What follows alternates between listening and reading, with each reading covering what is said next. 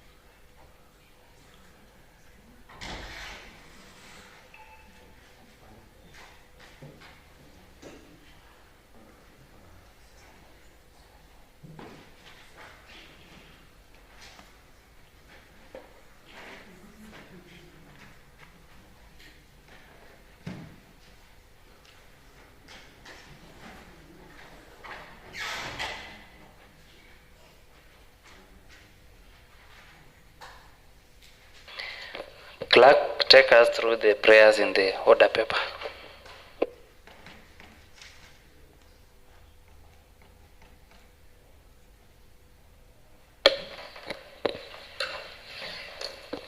Order number 1, administration of oath.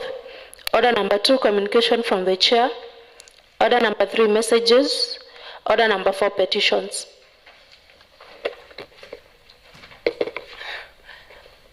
Members, there is a petition whose subject is opposition to the cancellation of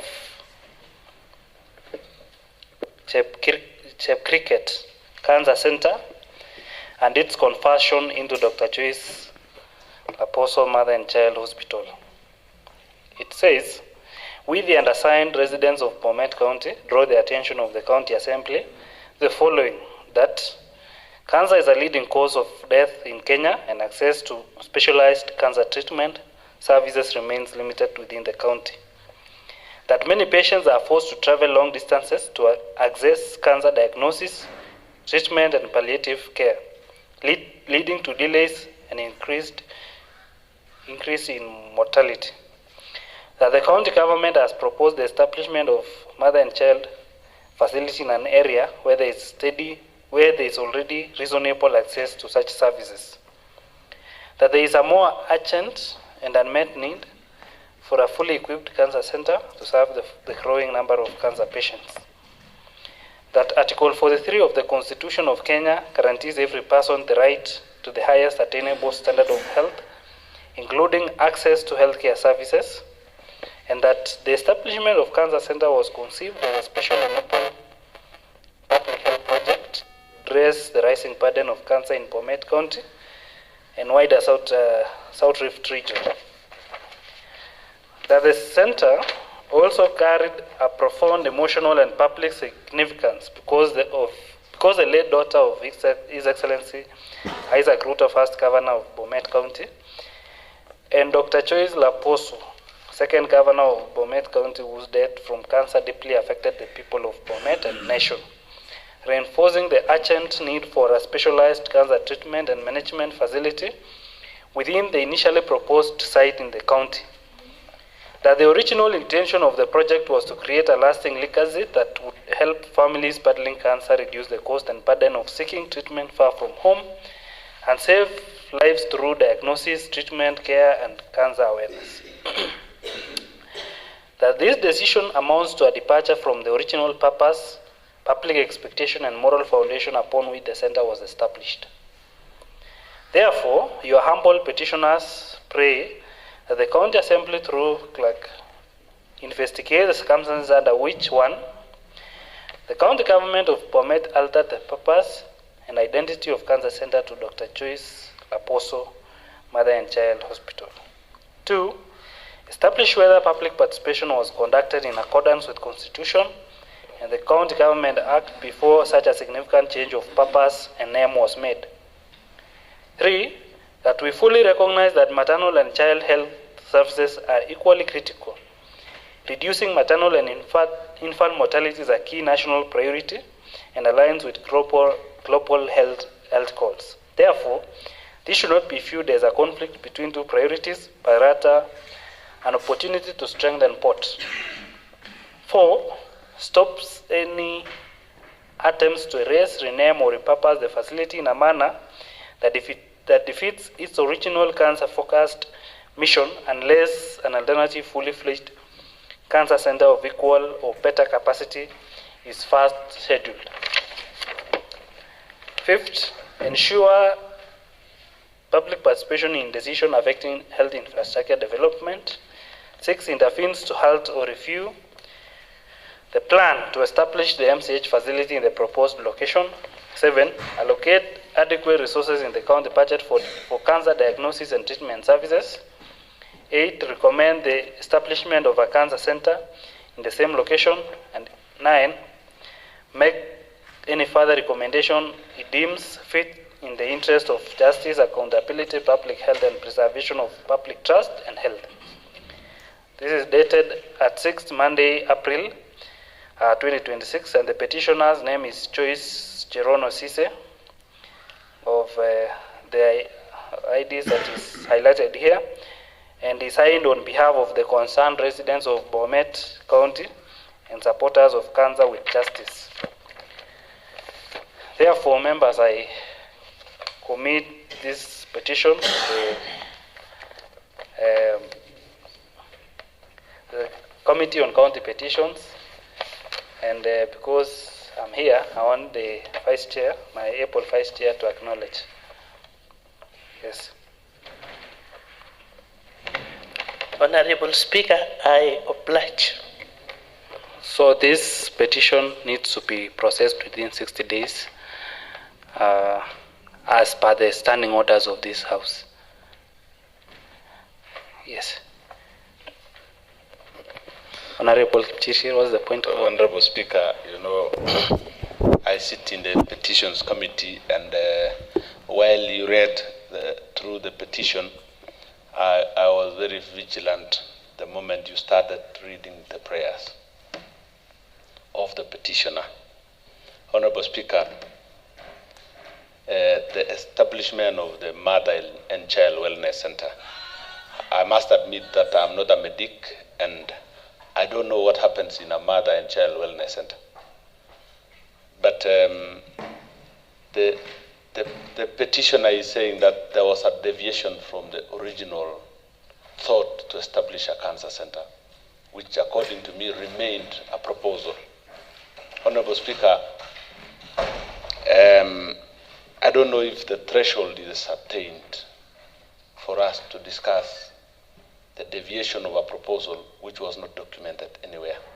But because the petition has already been committed, I think you will allow us to add some flesh to it, because we need to be petitioning the county government together with the national government to build a cancer hospital in Bomet. You know, statistics shows that Bomet, the largest cause of death in Bomet, the second largest cause of death in Bomet is cancer, with Turkana leading, Bomet coming second, and Kericho coming third.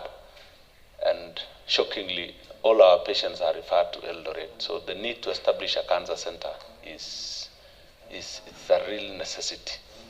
And therefore, you will allow the committee to make adjustments to the prayers, because what she's doing is she's opposing an already established hospital. Thank you, Mr. Speaker, and I hope you will agree that the committee does some adjustments.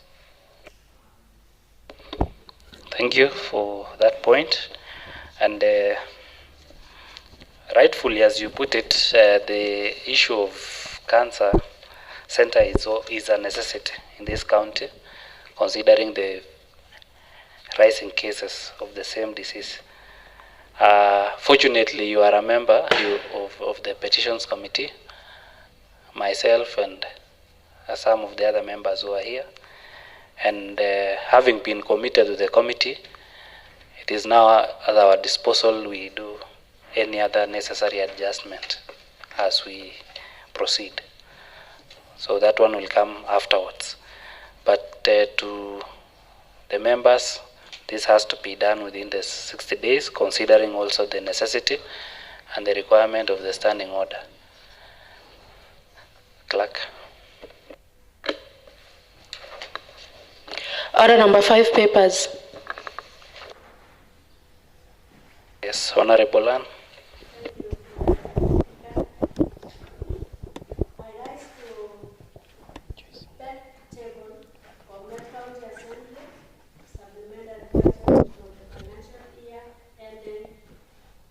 Ending that at June 2026.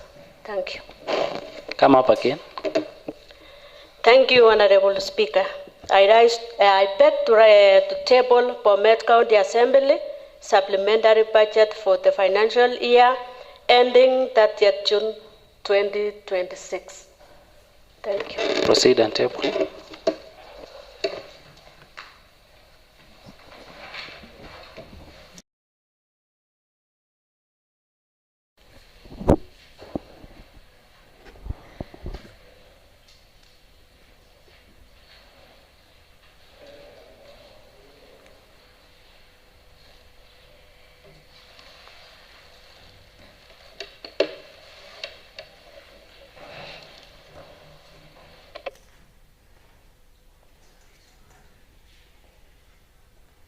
Well, the supplementary budget that has been tabled, I committed to the committee on budget, and therefore 14 days for the same. And I will want to hear from the Vice Chair, budget. Thank you, Honorable Speaker. We will work on it. Thank you. Now, members, on the public gallery, we have a visitor by the name Titus Towet, alias Malu Sabon. Is aspiring Senate seat on 2027. You're welcome to the gallery, and you are welcome to observe the proceedings of this issue. Clerk.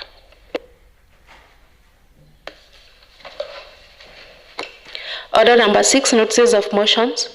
Order number 7, questions and statements. Order number 8, motion.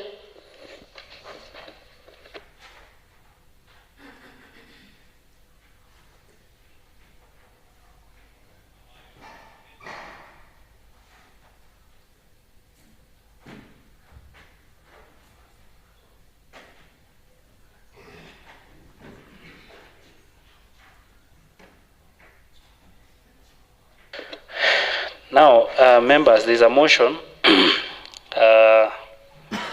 which is supposed to have been moved by Honorable Josea Samoe, the Deputy Leader of Majority,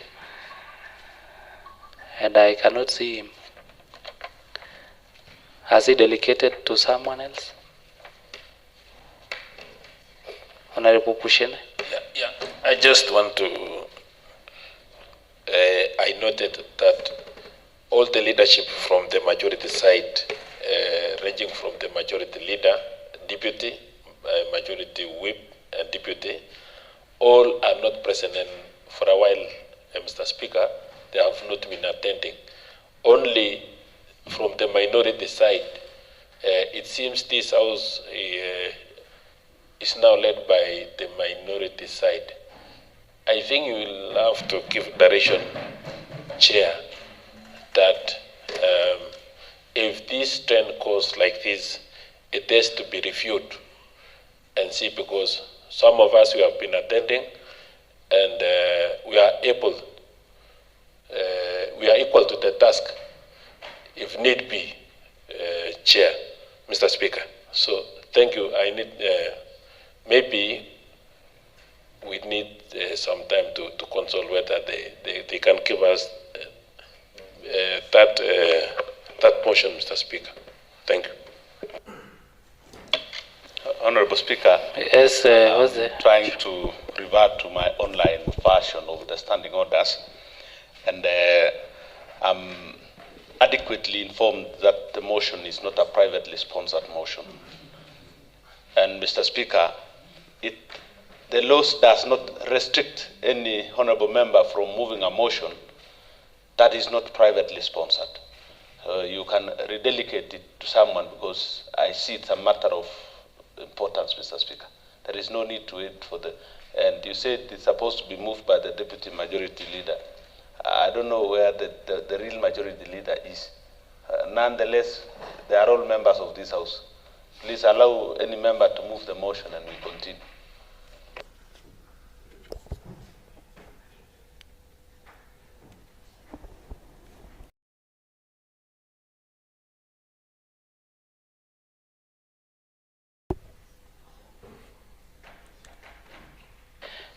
members, it is really concerning that this motion was adopted in the House Business Committee, and yet the motion mover is not anywhere around.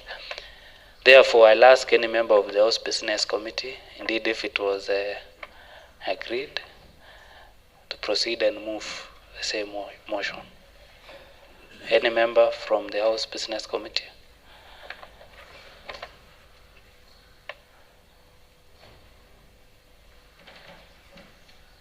Deputy Speaker. I'm a member.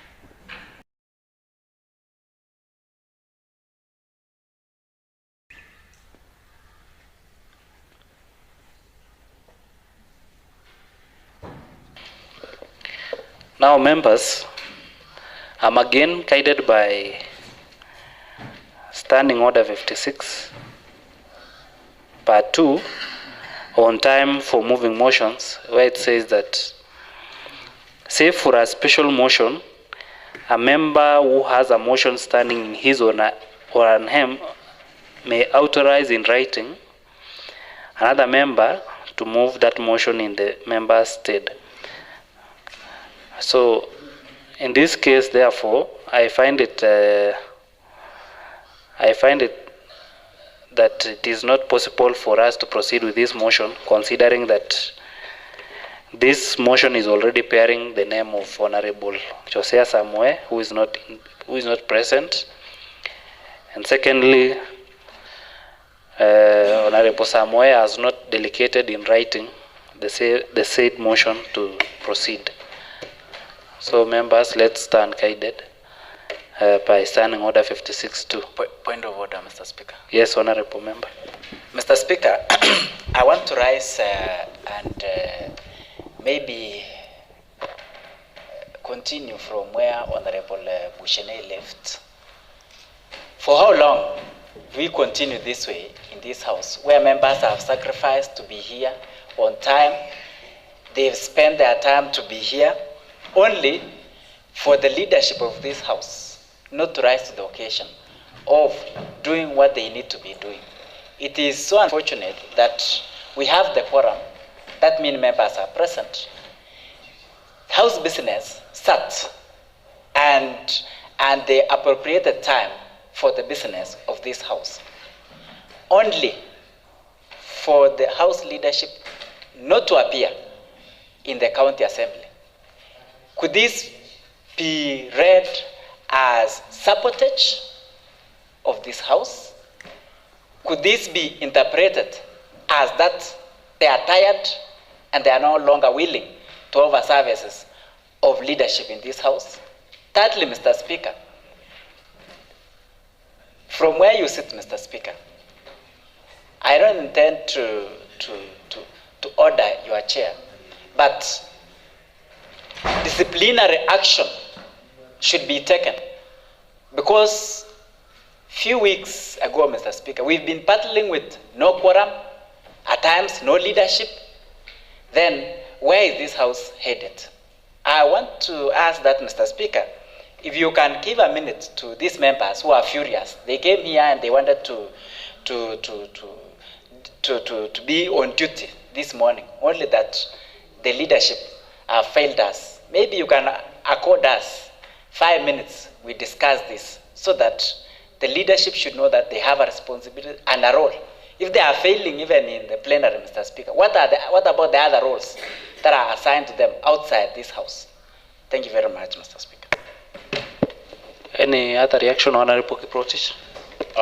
Well, Honorable Speaker, I have noted with concern what you have mentioned. Of course, we will not create laws where there are not, and we will follow the standing order as you have directed. Nonetheless, I am asking same questions as Honorable Ernest is asking. Mr. Speaker, can you direct the whip of the House, for example, to look for Honorable Samoei if he is the one that was supposed to move this motion? Can he write a message delegating this motion to be moved by any other member, so that messages, of course, are treated as official communication?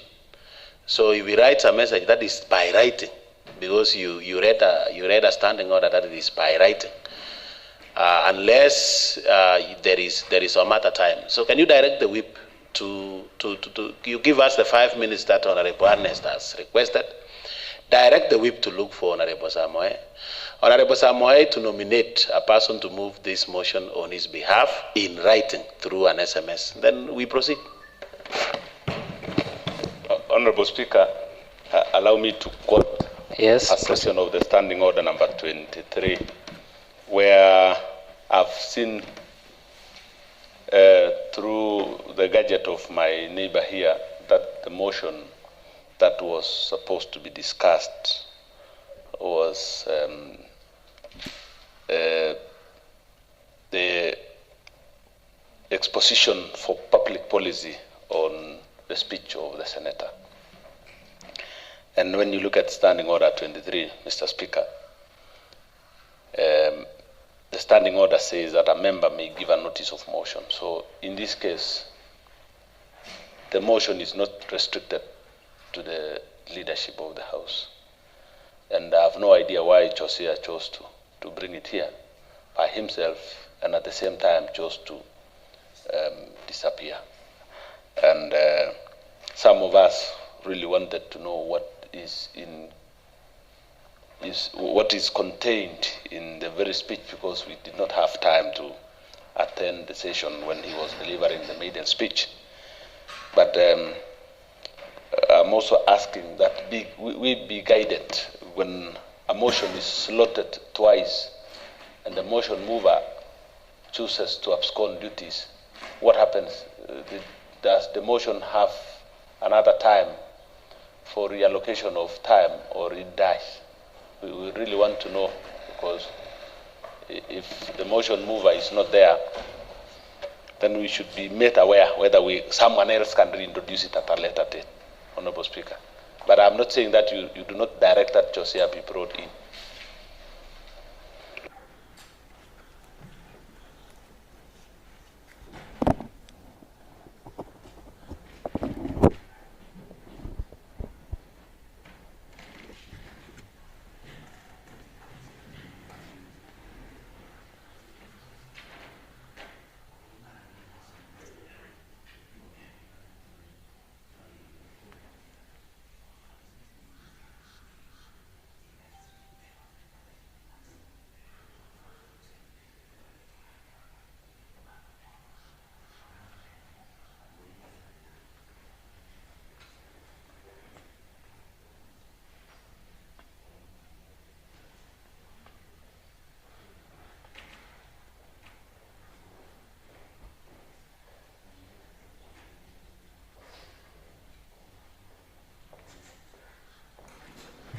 Now, members, noting that the whip of the House is not present, neither is his deputy. You know, this is a very interesting season. The majority is not present, deputy majority is not present, majority whip and the deputy majority whip. I therefore rule that we are giving the last chance to the House Business Committee to sit again in the next session and decide that if they are bringing up this motion again, they must be present. The motion mover must be present. So we are giving them the last chance, and they should also consult the members so that if the members are interested in debating this, the address by the senator, it should also be known by the members so that we don't appear in the house in the plenary having in mind that we are going to debate and the motion mover disappears mysteriously.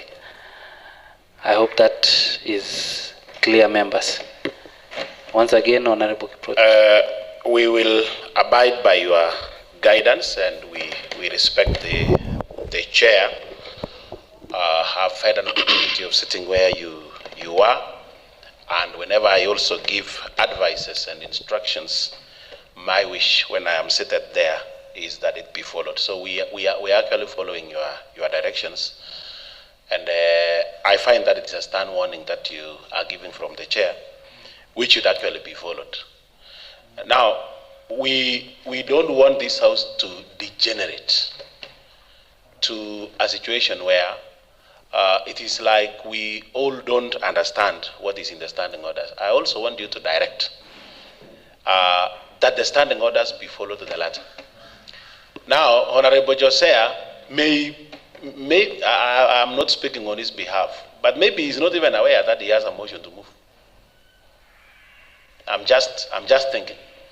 Our standing orders provides that in the week preceding, so like now last week, on Wednesday, a whole business of this week was supposed to have been read, and it is in the standing orders. Was it read in the first place? I presume it was not read because I never heard. So, Mr. Speaker, also direct that let us follow what is in the standing orders. Let us read the business that is coming up in the next week, so that all of us plan for it. Honorable Kipchirchir has always been saying that we come here, you enter into the chamber, and you find a very long report between you and the phone, or between you and the gadget that we were given to be getting these reports. Then, in the next minute, you are just getting that report in a very voluminous report, and in the next minute it is being read, it is being moved. Mr. Speaker, we will not be judgmental enough. Our debates will be limited. Very many individuals will be quiet because they have not read the report. Then how do you contribute to it? So, Mr. Speaker, direct, I think the table clerks will assist you that the business that is appearing in the next week should be read in the standing orders. Thank you, Honorable Kiprotich, for that information. It should come to the attention also of the members, indeed, that notices of business should be communicated early enough for the members to do enough research and also find more information for proper debate to proceed in this House. Therefore, I want to rule that going forward, let us have, assisted by the table clerks, let us have the House business coming up with the notices of what will come ahead, at least a week notice, so that this House remains a house of order. Isn't that okay, members? And then also I want to direct that the House leadership to always be present in the House, more so the majority whip and the minority whip and the minority whip also, so that we always have quorum. It is regrettable that sometimes we come to the House, have the members present, and the leadership are not present. That is not a very good show. Otherwise, let us stand up for adjournment.